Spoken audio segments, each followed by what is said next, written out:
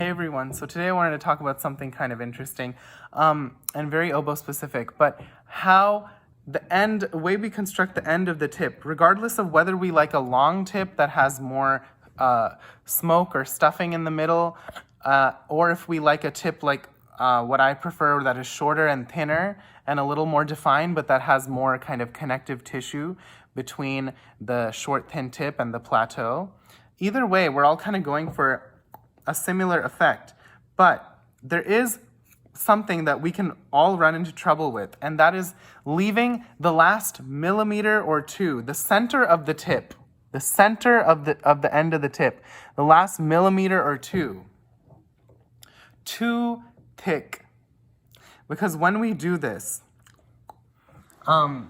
this can make the reed quite stiff and not buoyant. And I'm going to turn away a little because I feel like I've been playing too much into the camera.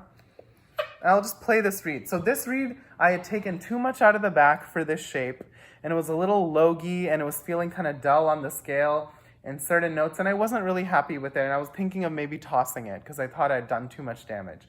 But then I remembered something that Miss Duvas, Elaine Duvas, the principal oboe at the Metropolitan Opera, had said about constructing a reed, and I mean, or she had just said this in passing, and I thought it was a really interesting thing she had said when she was doing a reed demo at Hidden Valley like 5-6 years ago.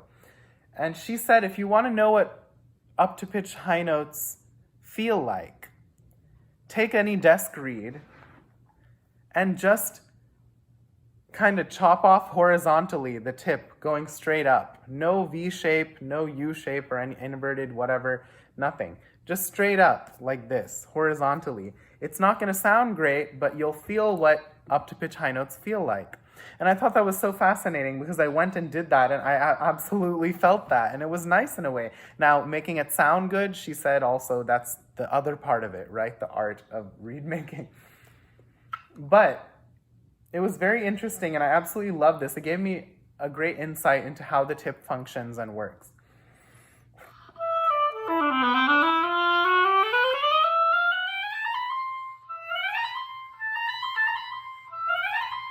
And that kind of ability to just be a ring, and this is the thing. That is also the difference between a reed that is up to pitch just because it's hard and a reed that's up to pitch because it actually has buoyancy.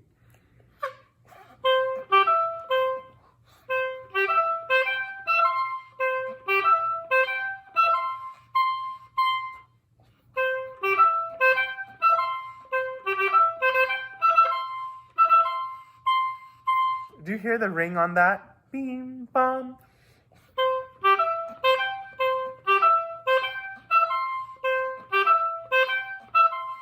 Beam, ba beam, beam, ba beam, ba beam, ba beam. Be able to have that bell tone, that's a huge indicator of whether a reed is truly kind of finished or not. Because if a reed doesn't let you do that, if it sounds like you can't, if it sounds brickish and you can't really go,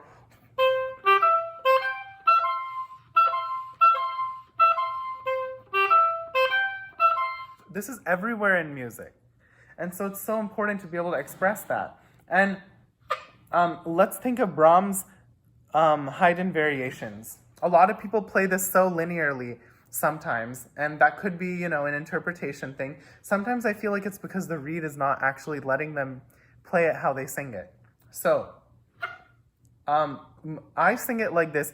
Beam, ba-deem, bum, beam, bum, beam, bum, beam. More bell tone-like. It still has direction, It still has a sort of nice direction to it, but it's not stiff, Like, let me demonstrate how I would play it after I sang it. And this reed allows me to do that.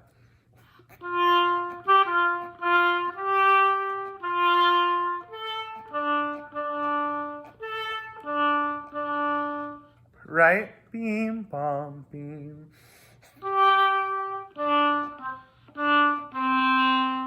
This oboe's a little tough down there. I need to kind of do my adjustments. Actually, I just needed to take a little more read in. I think I was kind of at the tip too much, a little.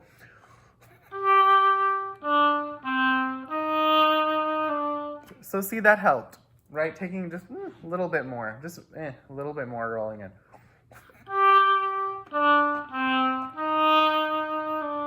Right? Okay, so that was another little informational bit, I think, that maybe is useful. But anyways, the reason why this reed's able to do that, even though it was logy and stiff and kind of like, flabby before, is because the last 1 or 2 millimeters before the end of the tip, in the middle of the tip, okay? Let me draw a diagram. What am I doing? Just like miming to you like an idiot. Let me just draw this effing thing. Okay, so I don't know whose number that is, so I'm gonna cover it up. Okay, let me just draw this. Why rely on my hands like a silly person? Let me see. Okay, so I'm talking about this. I'm talking about this. Oh, it's gonna look flipped in the camera. Damn it. But anyways, this 1 or 2 millimeters right here. See in this bracket? Right here in the middle. This 1 or 2 millimeters right here. Even if you have a little bit of stuff coming up here, a little bit of connective tissue or whatever, this last 1 or 2 millimeters depends on how long your tip is, right? If you have a longer tip, maybe it'll be more towards like a little bit longer, right? Or if you have a, shorter tip, like, this area right here cannot have too much of that spiny stuff coming up into it, right? Otherwise, it'll feel hard and it won't be able to have, it'll actually feel flatter. Like the more you clip it, it gets flatter, right? Because you're getting into hard stuff. It'll feel hard and flat, harder and flatter. It won't have the ability to just kind of be like beam, ba beam, and also won't hold up those high notes in a way. Like, look at this reed. It can actually, softly. I can give the high notes air, or I can back it away, and it holds it there. It holds those up. Okay, let me demonstrate.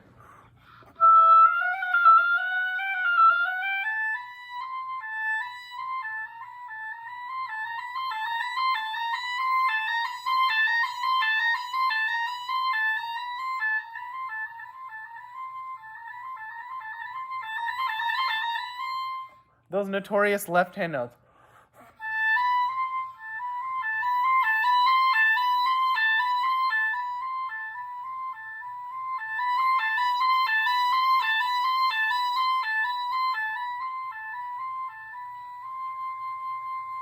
See? It lets me do that. And that's because of that. And it doesn't matter, you guys and gals, and let me see. Because let me draw another reed that has, some reeds the way people construct tips, there's just a lot of it doesn't matter, however you prefer, right? Everyone's different. And say you have a longer tip like this, but then there's a lot more of that connective tissue, right? A lot more of that connective tissue. That's okay. That's the same thing. Whether you have a shorter, thinner tip like this that's more defined, and then maybe you'll end up having like a transition or some steps into the plateau. Sometimes people who have shorter, thinner tips, they don't have as much stuffing here, but then they have some kind of steps or like maybe a transition into the plateau, right? To help the tip not feel totally separate so things flow. But even here, that last millimeter or so, right? I'm just gonna honestly cut it off like this. I just kind of scraped up like this on that last 1 or 2 1 millimeter maybe, or 2 millimeters, I think. And then same thing with a longer tip that has a lot more stuffing and maybe even a vaguer definition down here. it doesn't matter. On this, you can do the same thing. On that last millimeter or two in the middle, just go across, just the very top. Just that, see, I put a little bracket there, so, make sure you don't have that spine coming up. Clear that evenly across. But you keep that connective tissue underneath. That's good stuff, right? But whatever, right? We all need that kind of, so that the tip doesn't feel, so that, the heart isn't just like a hard cut into the tip and then, everything is stuck. So, you need that, but you can't have that going all the way up to the very last millimeter or 2 millimeters in the center of the tip, because otherwise, and this kind of, almost like having this kind of area where it's like very clearly not that, it helps the higher notes be more flexible. And I clearly also remember in a video, I'm very perceptive with watching people scrape reeds and read videos and stuff. I remember John Delancey going across this area, just like that, on a student's read and those video cassettes of him teaching. He was just going across the very top, across the center, with no discrimination between like, oh, I need to leave more in the very center. He just went across at the very top, across this middle area too. And say what you want about John Delancey's sound or this and that or whatever. I personally like it, or whatever you want to say about him. His reads worked, and they had beautiful response characteristic for him. Doesn't matter, if his reads were extreme or small or too light for some people. It doesn't matter. They worked, and they were in place in a lot, in those great recordings of his, right?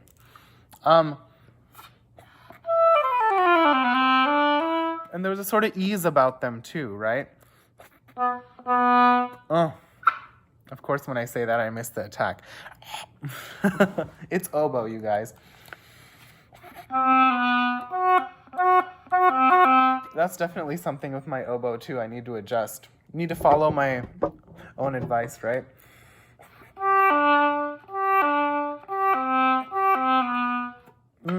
Yeah, so,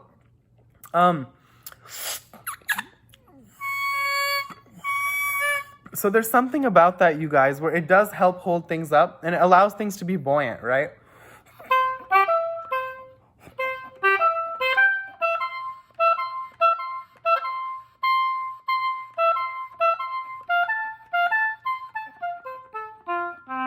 The ability, right, to be buoyant. And I'm not like trying, I'm not like doing all this stuff like to get the low notes out. That's why I was probably missing them. But, it's just like I want to see what the reed does. Without having to have perfect production, or perfect, wind. Because sometimes, frankly, some days you're tired, right?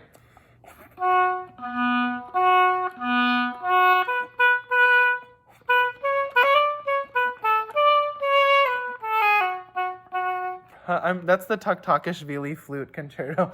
One of those. Probably the wrong key, right? But I'm just playing.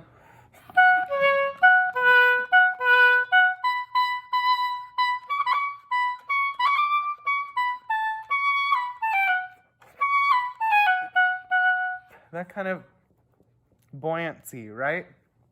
Sorry, I'm not really playing things very perfectly today. I haven't played. I always do this, where I just make a video when I haven't played and couldn't be in, couldn't bother to try to prepare. But it's just, it's spur of the moment. That's how I am. I just do things spur of the moment, okay? I'm not much of a planner when it comes to these things. When the inspiration comes, it comes, and I go, and then I forget about it, okay? So,